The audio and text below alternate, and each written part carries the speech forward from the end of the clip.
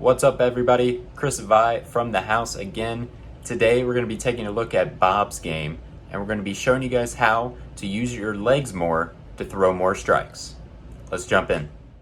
Today we're going to be taking a look at Bob's game, and I'm going to make an assumption here. I think it's a pretty safe bet, but it looks like Bob was a one-handed bowler and is transitioning into a two-handed bowler to try to increase some power, some rev rate, and let's see if we can help him achieve those goals. Again, if I'm wrong about that, I'm sorry about that, Bob. Um, But a lot of people are definitely making the transition over to the two-handed game. And I think the main thing that I see an issue with is the lack of using the legs. Um, with this left arm being much more involved, a lot of people start rotating the torso a bit too much and really start throwing it with the upper body rather than the lower body. So timing all in all is not too bad. It's a little late getting there, but he kind of has that hesitation in the middle to where he gets back into the right timing. So I think timing, honestly, pretty solid. It's not traditional by any means, but I think, and the end result is really good. So I think we're going to stick with that. But I definitely want to see these legs get activated a bit more. Kind of go right here to where we're in a tall position. Push away still coming out. Ball's getting ready to drop. To here, within a step, drastic change in spine tilt with this left arm really dipping down low, and then another big change of spine tilt at release here. So to me, I would definitely like to see the legs, maybe a bit more of an athletic stance here at the start. Get a little bit more knee bend here. Just something a little more comfortable.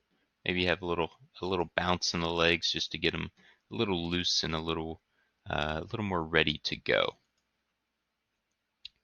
But all in all, really not too bad. I think positioning of the hand, solid. Swing, pretty solid. Release, maybe working a bit of the outside of the ball, so maybe we can work on keeping that elbow tucked in a little bit so your hand can work the inside up to the middle part of the ball here rather than coming around the outside. But it's really not too bad. Definitely the main thing I see is the lack of using the legs. And I do find that to be um, a large issue for a majority of the people that do switch from one-handed to two-handed is they just use their upper body more. Um, and that's obviously going to cause some issues with consistency and accuracy as your torso could twist more one time or it could twist less one time.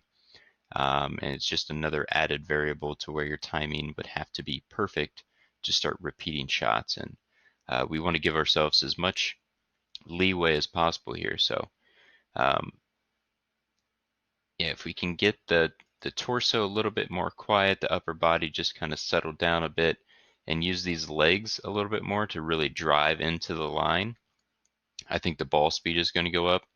I think the accuracy is going to go up. And I think, just the end result, the more power is going to go up.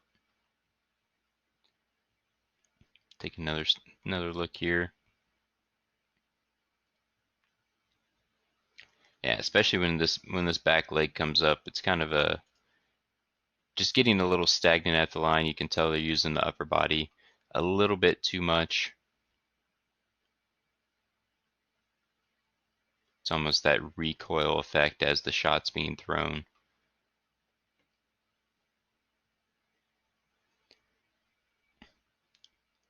But yeah, I'd definitely like to see the legs utilized a bit more here. It's not too bad up until this spine tilt starts to really drop here. And honestly, it's not even too bad at this step right here, because you can kind of see his whole body going down a little bit. You can see the knees bend, see the hips drop a little bit.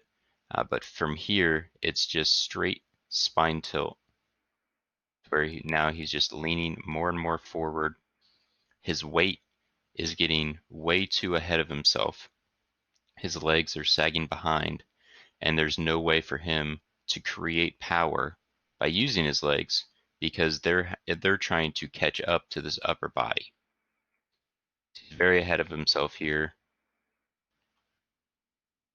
By the time his legs can catch up and his weight is back to where it should be, his weight is actually coming back towards the end of the approach rather than towards the foul line. So he's almost, almost maybe in a basketball term, almost kind of throwing a fadeaway to where his momentum is ahead of himself, and then once it gets to the line, it's actually coming backwards to be able to meet up with his legs. So if we can keep the weight a little bit more over top of the legs rather than in front of them, I think that's going to help you be able to use your legs a little bit more and create some more power. So if I were you, Bob, that's what I would be trying to work on here. And then again, the extra little tidbit, once we kind of get that figured out, would just be keeping this elbow in a little bit, maybe a little bit longer here. It's honestly pretty good. It's just, those, once you start getting a little bit nitpicky, that's when you separate yourself from the rest of the pack. So that would be something I would also look at working on just a bit to try to work more of the backside of the ball. So those would be the two things that I would keep an eye on. And we wish you the best, Bob. Thank you guys very much for watching, and if you guys enjoyed that video and would like your game reviewed by one of the house members, check the link in the description below and grab your 50% off code. We see you guys in the next one.